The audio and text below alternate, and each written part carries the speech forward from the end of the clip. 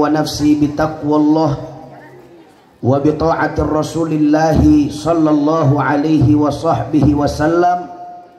والله سبحانه وتعالى أمرنا بالتقوى وقال تعالى في كتابه العزيز: يا أيها الذين آمنوا اتقوا الله حق تقاته ولا تموتن إلا وأنتم مسلمون. وقال نبيكم سيدنا محمد صلى الله عليه وصحبه وسلم: عليك بتقوى الله فإنها جماع كل خير. صدق الله وصدق رسول الله صلى الله عليه وصحبه وسلم فبلغ الرسالة وأدى الأمانة ونصح الأمة وجاهد في سبيل الله حق جهاده. فنسأل الله سبحانه وتعالى أن يجعلنا جامعا من المتقين آمين، ويدخلنا جنته جنة النعيم بحق سيد المرسلين والحمد لله رب العالمين. Taqabbalallahu minna wa minkum fataqabbal ya karim.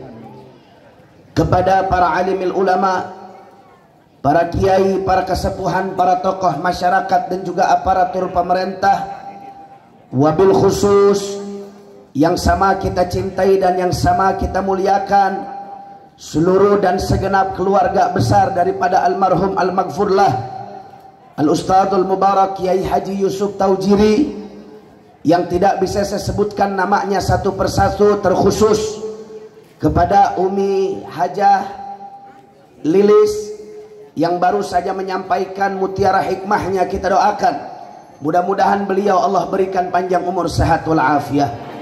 Mudah-mudahan Allah beri kekuatan istiqamah di jalan Allah Subhanahu wa taala. Amin ya rabbal alamin. Dan juga salam penghormatan saya sampaikan kepada seluruh dan segenap pengurus yayasan Pondok Pesantren Cipari ini, yang mohon maaf namanya tidak saya sebutkan satu persatu. Begitu pula kepada para asatid wal asatidah yang hadir bersama kita siang hari ini, yang mohon maaf namanya tidak saya sebutkan satu persatu, namun demi Allah sedikit pun tidak mengurangi rasa hormat ta'zim al-fakir kepada antum semua. Kita doakan mudah-mudahan tuan-tuan guru kita, para alimil ulama kita, agar senantiasa Allah berikan panjang umur, sehat walafiat. Mudah-mudahan Allah beri kekuatan istiqamah di jalan Allah. Allah mudahkan setiap langkah perjuangan dakwahnya, diberikan kemenangan dari dunia sampai akhiratnya. Amin ya rabbal alamin. Dan juga salam yang sangat istimewa saya sampaikan kepada antum semua yang hadir di tempat ini, baik kaum bapak juga kaum ibu, pemuda-pemudi. Mudah-mudahan kumpulnya kita di tempat ini menjadi penyebab turunnya rahmat dan barakah dari Allah Subhanahu wa taala. Dan tidaklah kita keluar dari tempat ini melainkan segala dosa dan kesalahan kita diampuni oleh Allah. Mudah-mudahan kita semua yang hadir diberikan panjang umur. Yang lagi sakit Allah angkat penyakitnya, yang lagi susah Allah ganti dengan kebahagiaan, yang sempit Allah lapangkan hatinya, yang usaha Allah lancarkan usahanya, yang rumah tangga Allah jadikan sakinah mawaddah warahmah, diberi keturunan yang soleh dan solehah, dan yang terpenting kelak kita semua mati dalam keadaan husnul khatimah, dan kita semua masuk ke dalam surganya Allah dan dikumpulkan bersama baginda Sayyiduna Muhammad sallallahu alaihi wasallam. Amin ya rabbal alamin. Ahibba'il kiram, setelah puja dan puji syukur kita panjatkan mutlak bagi Allah Jalla Jalaluh, setelah salawat dan salam kita curahkan kepada junjungan alam baginda Sayyiduna Muhammad sallallahu alaihi wasallam, pada kesempatan siang hari ini di tempat yang penuh dengan keberkahan ini tempat menjadi tempat turunnya maghfirah dari Allah Subhanahu wa taala. Ini tempat menjadi tempat turunnya rahmat dari Allah, menjadi tempat turunnya pengampunan dari Allah. Oleh karena itu alangkah ruginya kalau kita semua yang hadir pada siang hari ini tanpa mengucap rasa syukur kepada Allah Subhanahu wa taala. Alhamdulillahi rabbil alamin. Sama kita maklumi bahwasanya pada siang hari ini kita semua berkumpul di tempat ini tidak lain dan tidak bukan. Yang pertama dan paling utama, kita semua berkumpul dalam rangka untuk mencari ridhonya Allah Subhanahu wa taala. Oleh karena itu, dengan tujuan dan harapan yang baik tersebut kepada Allah, kita meminta agar tidaklah selesai acara ini melainkan Allah memberikan ridhonya kepada kita semua. Amin ya rabbal alamin. Dan juga yang kedua, yang tidak kalah pentingnya, kita berkumpul pada siang hari ini di tempat yang penuh dengan kemuliaan ini dalam rangka silaturahim, bermuwajahah, bermusaffahah, yang mana tidak lain tidak bukan, ini adalah salah satu amalan yang sangat dianjurkan oleh Nabi kita tercinta Sayyiduna Muhammad sallallahu alaihi wasallam dalam rangka untuk memperingati tahun baru Islam. Alhamdulillahi rabbil alamin.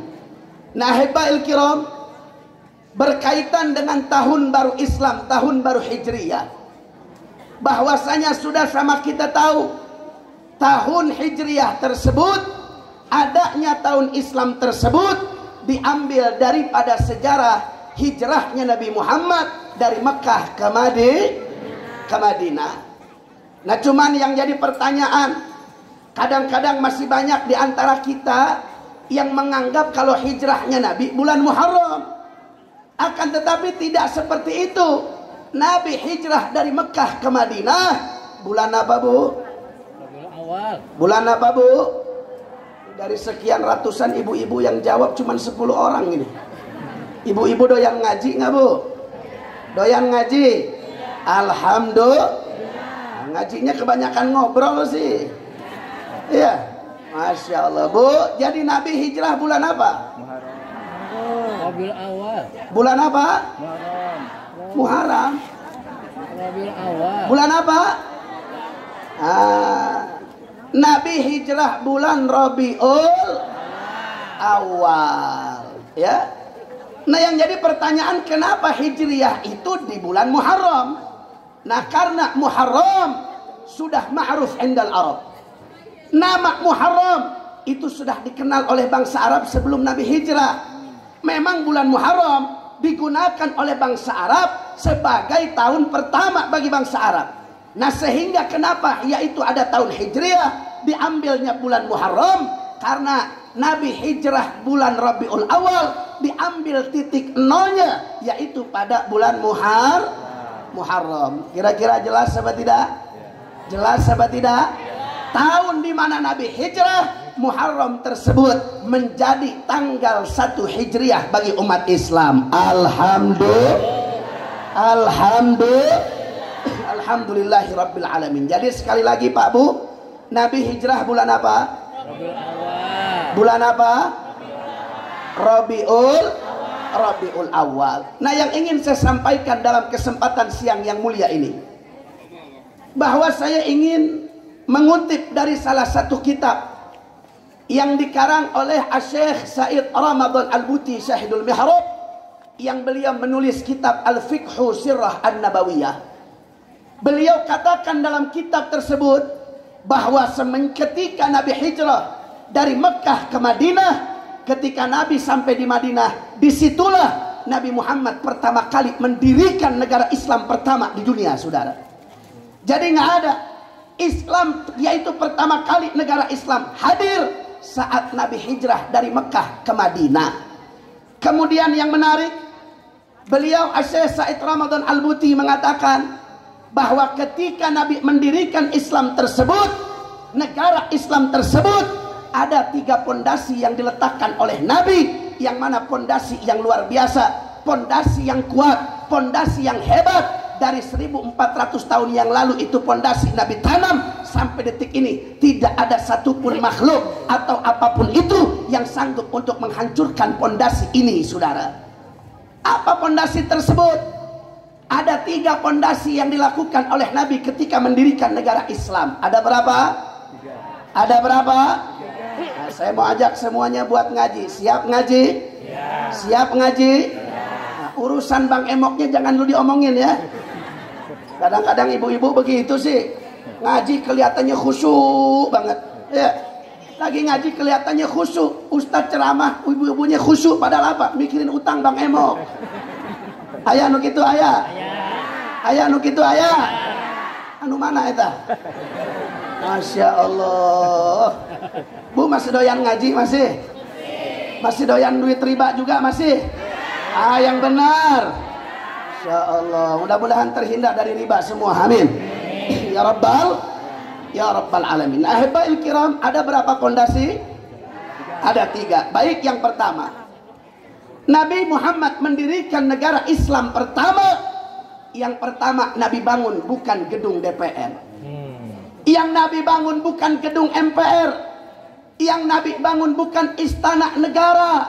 Tapi yang dibangun oleh Nabi, pondasi yang pertama adalah binaul masjid. Apa yang pertama? Binaul masjid. Nabi pertama kali mendirikan negara, yang dibangun oleh Nabi adalah masjid.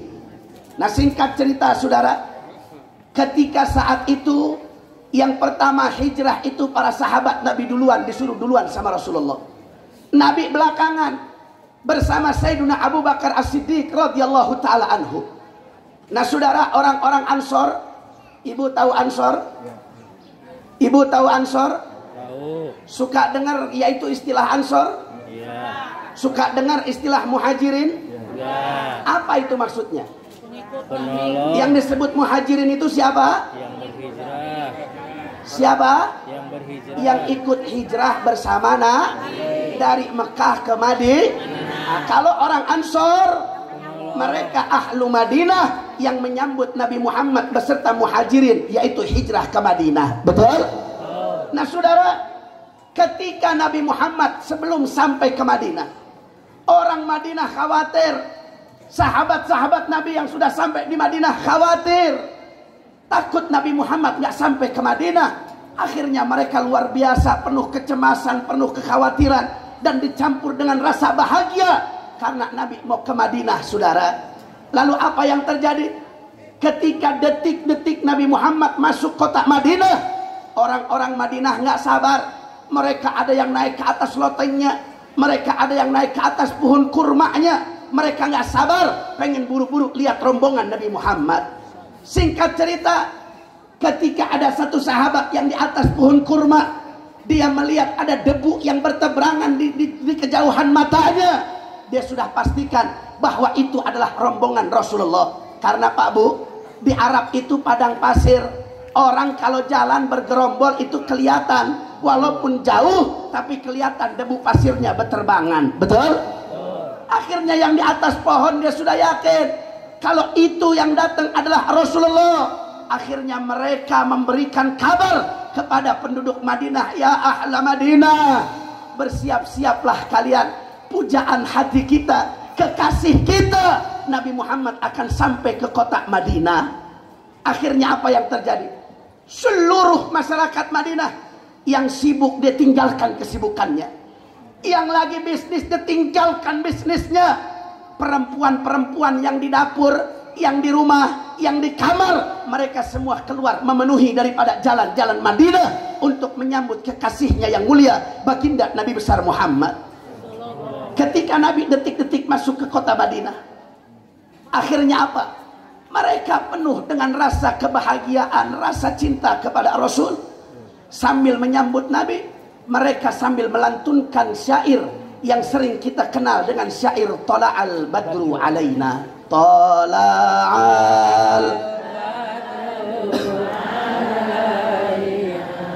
min thani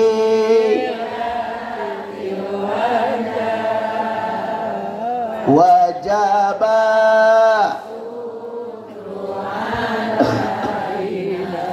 mada'a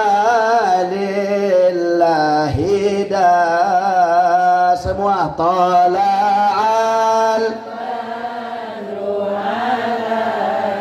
na min thaniyatil wada wajah syukru alaina lillahi da. Tala'al badru alaina, mereka menyambut seseorang yang bagaikan bulan purnama bagi mereka. Siapa itu? Tidak lain adalah baginda Sayyiduna Muhammad.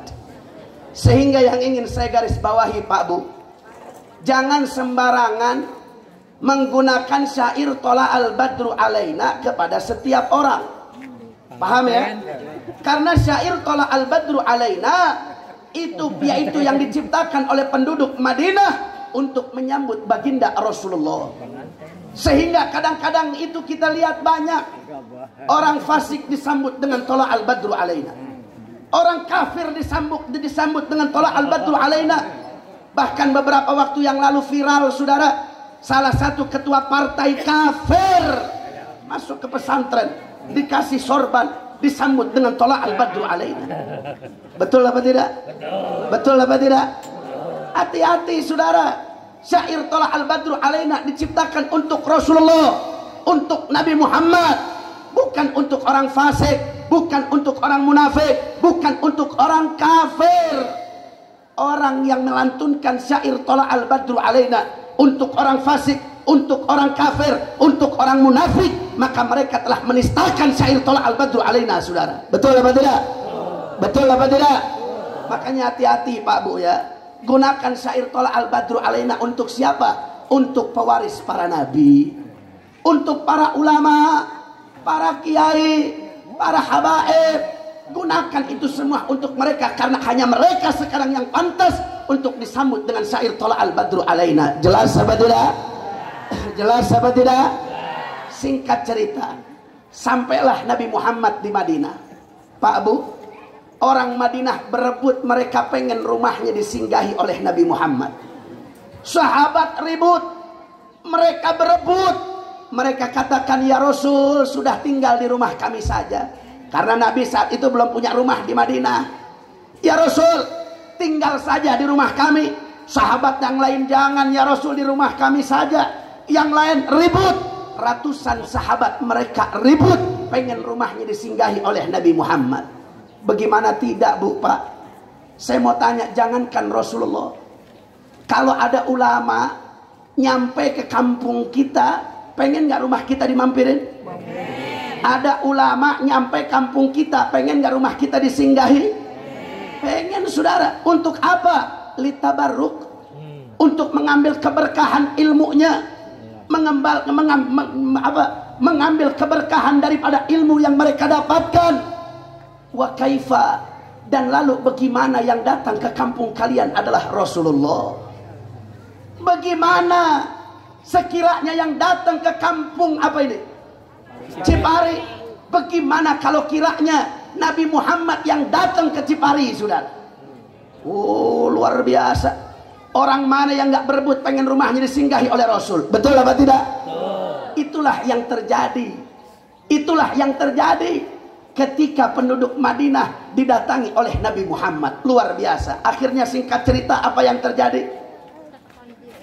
Nabi Muhammad, karena banyak orang yang nawarin, akhirnya Nabi tidak ingin mengecewakan hati umat saudara.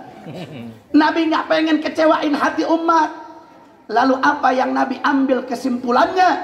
Nabi ambil kebijakan yang bijak, yang adil. Kata Nabi, sudah jangan ribut. Di mana aku tinggal tergantung di mana ontakku berhenti, kata Nabi Muhammad. Tentunya Pak Bu, nggak sembarangan. Nabi sudah tahu kalau ontaknya itu dituntun oleh Allah Subhanahu wa Ta'ala ke tempat yang terbaik.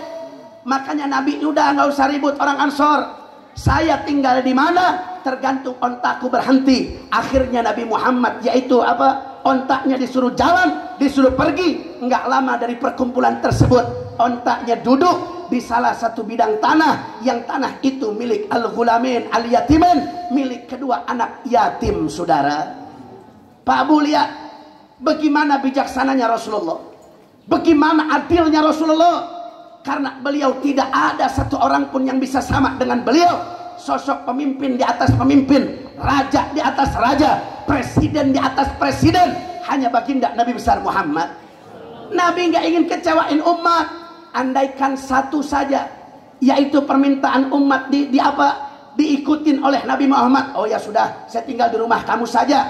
Maka akan banyak sahabat lain yang kecewa karena Nabi tidak bisa sampai ke rumahnya, saudara. Betul tidak? Akhirnya kebijakan yang luar biasa yang diambil oleh Nabi. Ini kebijakan yang adil, kebijakan yang sangat bijaksana. Itulah gambaran sedikit kemuliaan tentang baginda Rasulullah Sallallahu Alaihi Wasallam. Saya mau tanya, Nabi adil tidak? Nabi hebat tidak? Nabi bijaksana tidak? Sallu ala Nabi Muhammad. Sallu ala Nabi Muhammad. Allahumma salli wa sallim wa barik alaih.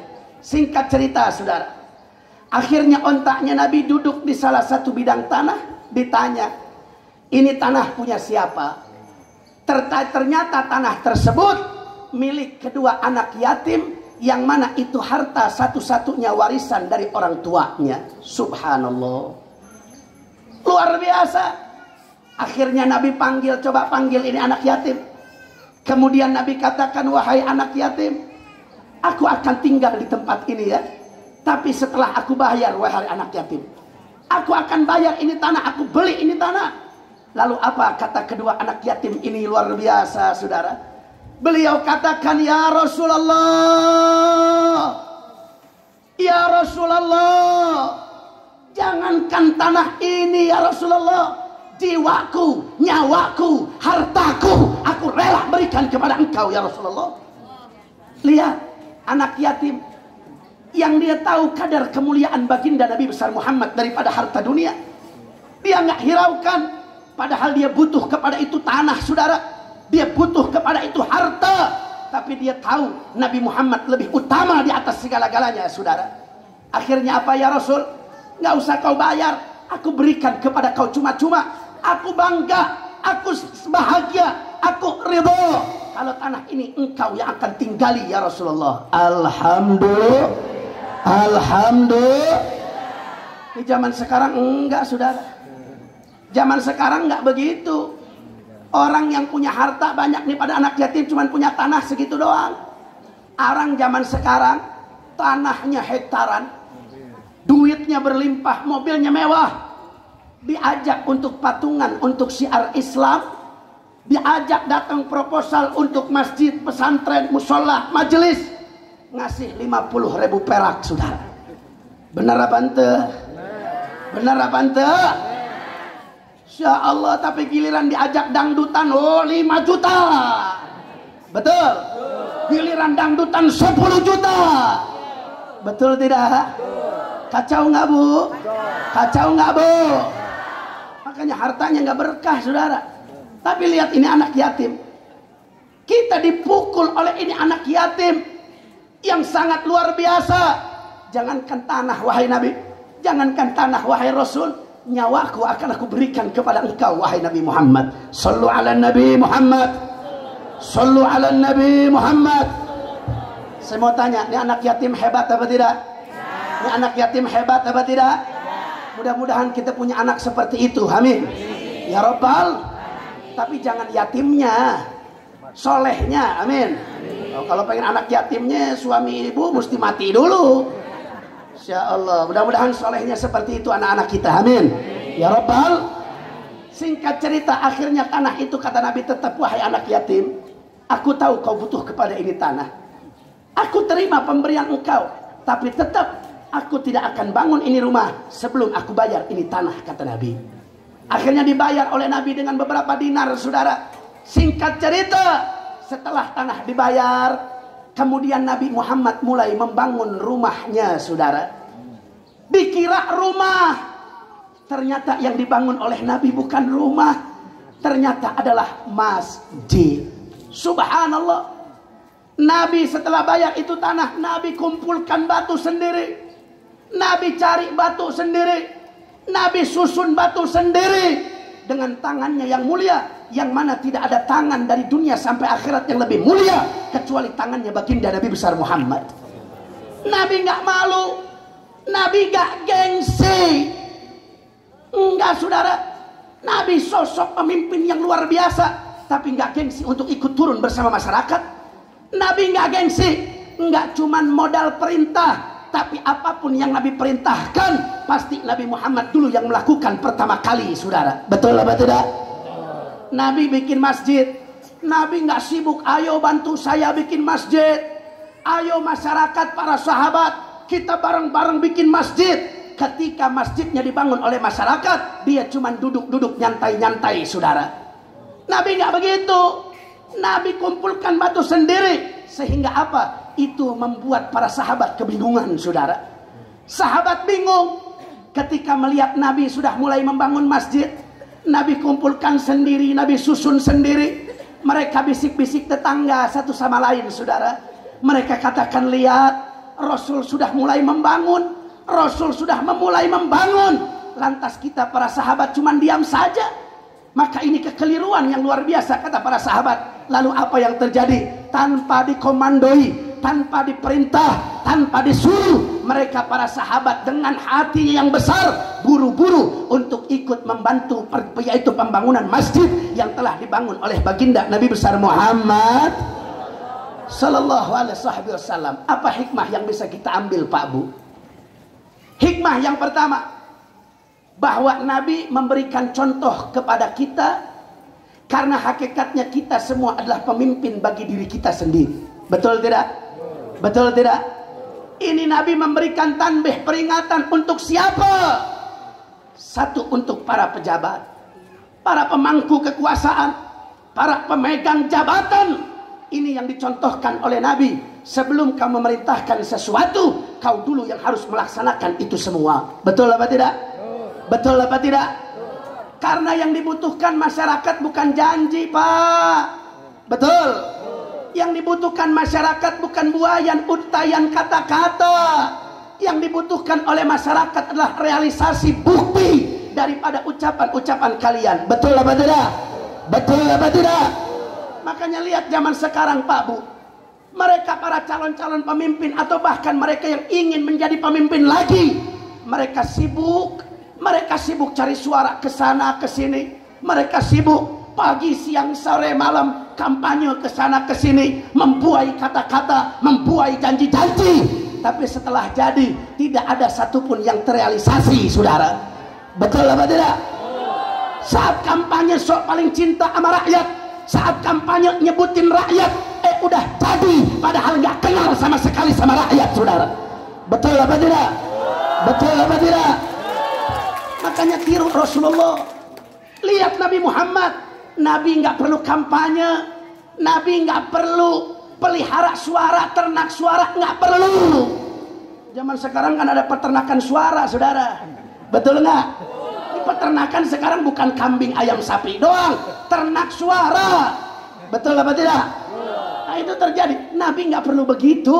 Cukup Nabi nggak tidak, yaitu ngomong janji dulu begini. Nah, Nabi lakukan apa yang beliau sampaikan. Yang pertama kali Nabi nyuruh sholat, Nabi pertama kali sholat, saudara.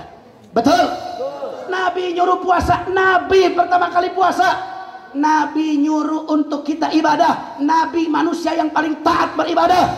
Nabi Nabi memberikan kepada kita perintah untuk tinggalkan maksiat. Demi Allah, jangankan Nabi maksiat, terlintas saja dalam benak hatinya untuk maksiat kepada Allah tidak pernah terjadi seumur baginda Nabi besar Muhammad. Ini yang dibutuhkan oleh kita saat ini, saudara. Calon-calon pemimpin yang bukan hanya pintar membuat janji, calon pemimpin yang bukan hanya pintar membodohi masyarakat, yang dikemas dengan kalimat-kalimat yang luar biasa.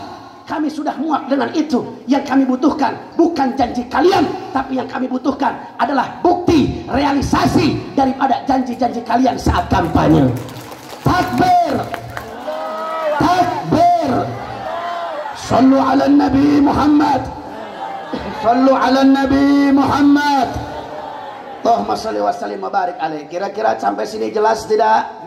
Sampai sini jelas tidak?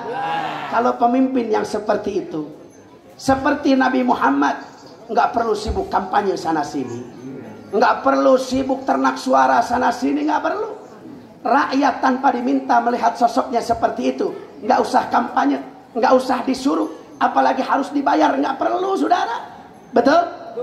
Tanpa dibayar, tanpa disuruh, mereka dengan hatinya akan memilih engkau, wahai para pemimpin. Betul? Betul? Mudah-mudahan kita dapat calon pemimpin yang seperti itu. Amin.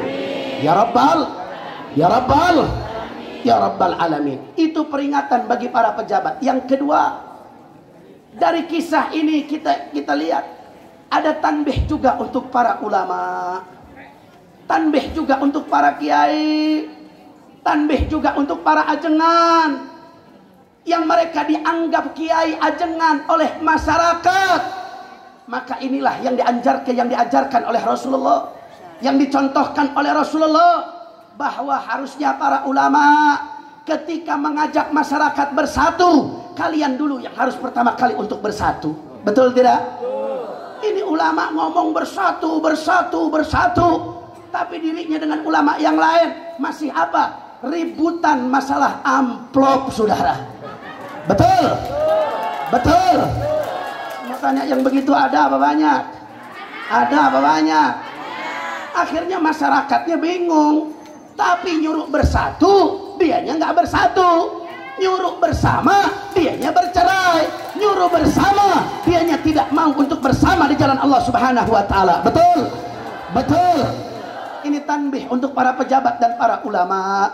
Kalian sebagai para pemimpin, baik pemimpin dalam jabatan di wilayahnya ataupun pemimpin bagi masyarakat kampungnya, kalian para asatid, ini tanbih dari Rasulullah. Kalau kau pengen banyak pengikut, lihat Nabi Muhammad. Nabi Muhammad nggak sibuk cari pengikut, tapi Nabi ibaratkan sebagai gula, yang mana gula nggak perlu sibuk cari semut, semut yang bakal datang sendiri ke gula, saudara. Betul? Betul. Sallu ala Nabi Muhammad, sallu ala Nabi Muhammad, Allahumma salli wa sallim wa barik alaih. Kemudian Nabi bangun masjid. Masjid selesai. Kemudian apa yang Nabi lakukan? Nabi makmurkan itu masjid dengan mengajak seluruh penduduk Madinah untuk sholat secara berjamaah selama 5 waktu di masjid. Betul apa tidak? Betul apa tidak? Ini hikmah yang luar biasa. Kenapa Nabi bangun masjid? Karena masjid adalah, yaitu sumber, masjid adalah sumber kekuatan umat Islam, saudara. Betul apa tidak? Umat Islam diajak 5 hari sekali, yaitu 5 kali dalam sehari, untuk mereka bersama-sama di masjid. Mereka sholat berjamaah. Kemudian dari sholat berjamaah itu pun ada hikmah yang luar biasa. Orang kalau sholat di masjid, tidak ada perbedaan status sosial lagi di masjid, saudara. Betul? Nggak ada perbedaan status sosial. Ente mau pejabat ke, mau rakyat, mau ulama, mau santri, itu dianjurkan untuk rapat barisan. Tidak ada perintah kalau kiai mesti di depan, kalau santri mesti di depan, kalau pejabat mesti di depan, yang bukan pejabat mesti di belakang. Ada tidak? Tidak. Ada tidak? Enggak ada, saudara. Ya, yang diperintahkan di saf depan hanya a'lamuhum, yang paling alim, yang sedikit alim daripada yang lainnya. Betul apa tidak? Tapi enggak ada aturan kalau pejabat mesti di depan, rakyat biasa di belakang. Enggak ada. Itu artinya apa? Itu adalah, yaitu apa? Masih ada status sosial yang dibedakan dalam masyarakat. Tapi lihat dari masjid, makanya Nabi sukses membangun negara. Kenapa? Contohnya di masjid, ketika sholat tidak ada perbedaan status sosial di antara masyarakatnya. Karena itulah yang menjadi sumber utama kemenangan Nabi. Manakala sebuah kampung, sebuah daerah, sebuah bangsa, jika ingin kampungnya maju, bangsanya maju, jangan harap kalau masih ada perbedaan status sosial di tengah-tengah masyarakat, saudara. Betul? Betul?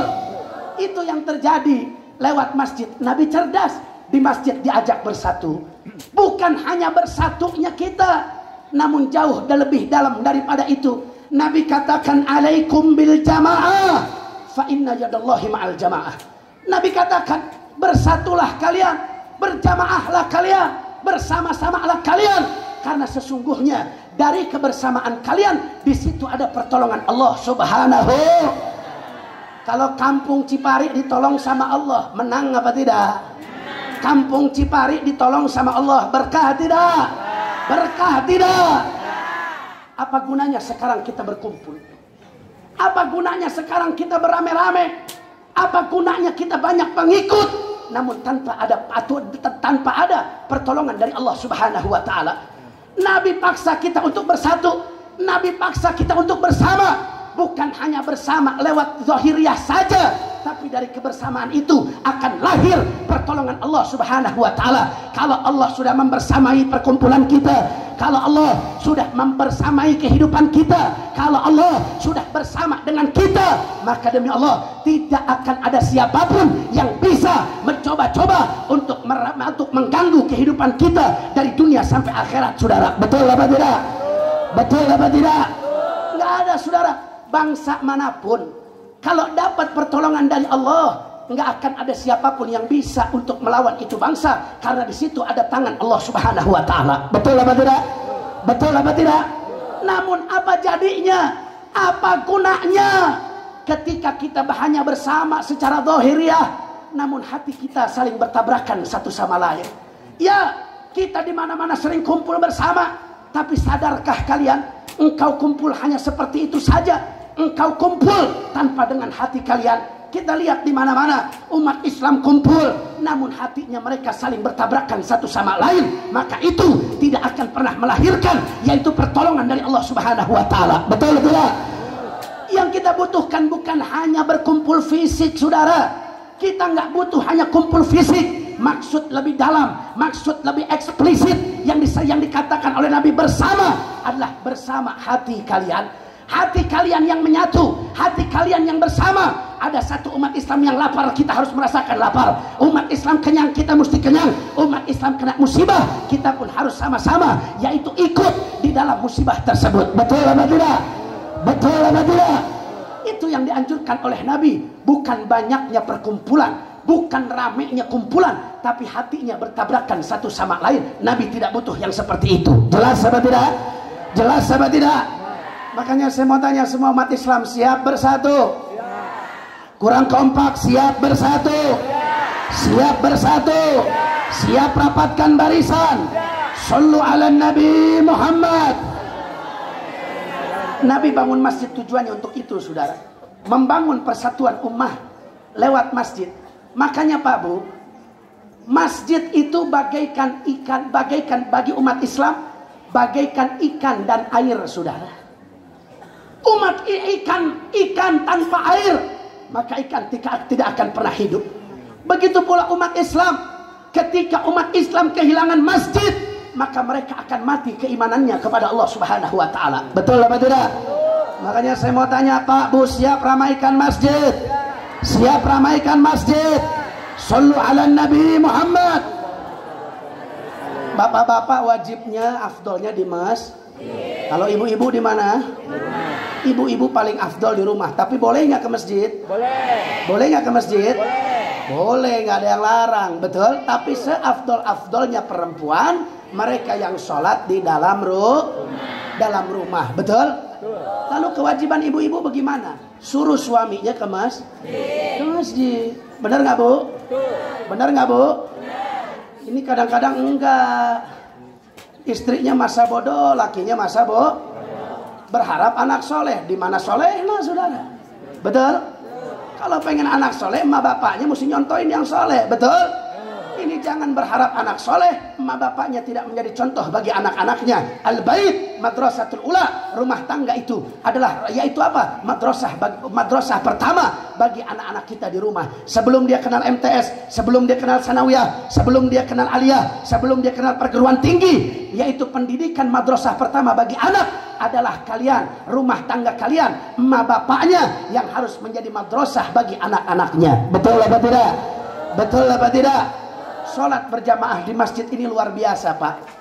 Ada satu kisah yang luar biasa yang dialami oleh Sayyidina Umar bin Khattab radhiyallahu taala anhu. Dalam satu riwayat dikatakan, Sayyidina Umar pernah ketinggalan sholat asar berjamaah. Sholat apa? Asar berjamaah. Sholat asar berjamaah, bukan ketinggalan waktu sholat, bukan. berjamaah di masjid, jamaatul ula, jamaah pertama di masjid. Itu yang Sayyidina Umar ketinggalan. Padahal waktu asar masih panjang. Kenapa kok bisa ketinggalan? Ternyata saat itu Sayyidina Umar lagi asik ngebon, lagi asik ngebon korma. Nggak ada kebon sawi di Arab, nggak ada.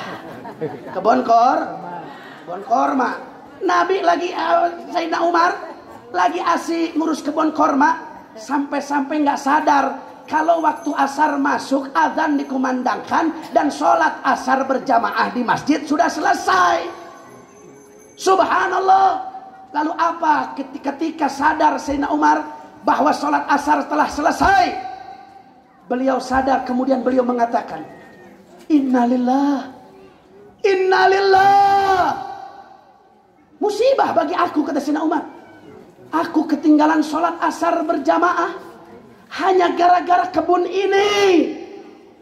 Maka saksikan wahai penduduk, saksikan wahai umat Islam, aku ketinggalan sholat asar gara-gara kebun ini. Saksikan, detik ini akan aku wakafkan kebunku untuk umat Islam, karena aku tidak ingin terganggu sholat asar berjamaah di masjid.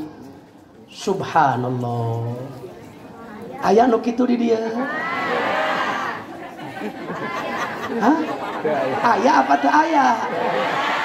Ayah apa tuh ayah? Ya Allah. Sayyidina Umar ketinggalan sholat berjamaah gara-gara di kebunnya dikasih buat umat Islam. Orang sekarang bagaimana? Zaman sekarang bagaimana? Lagi ngebon, azan tawa segede-gede alaihim suaranya, saudara. Pura-pura budak, pura-pura torek. Betul? Betul. Mereka lebih rela kehilangan sholat berjamaah daripada kehilangan kebunnya, saudara. Betul? Makanya nggak berkah hidup kita, saudara. Yang kita dahulukan adalah kebun dibandingkan Allah Subhanahu wa Ta'ala. Makanya kebunnya nggak berkah. Betul apa tidak? Betul tidak? Lihat Sayyidina Umar, gara-gara kebun ketinggalan sholat asar berjamaah. Bukan waktu sholat, bukan. Sholat asar masih bisa, tapi berjamaah di masjid yang ketinggalan. Dia serahkan, dia wakafkan, yaitu kebunnya untuk umat Islam. Saya mau tanya, orang sini siap ikut amalan Sayyidina Umar? Loh kok ketawa?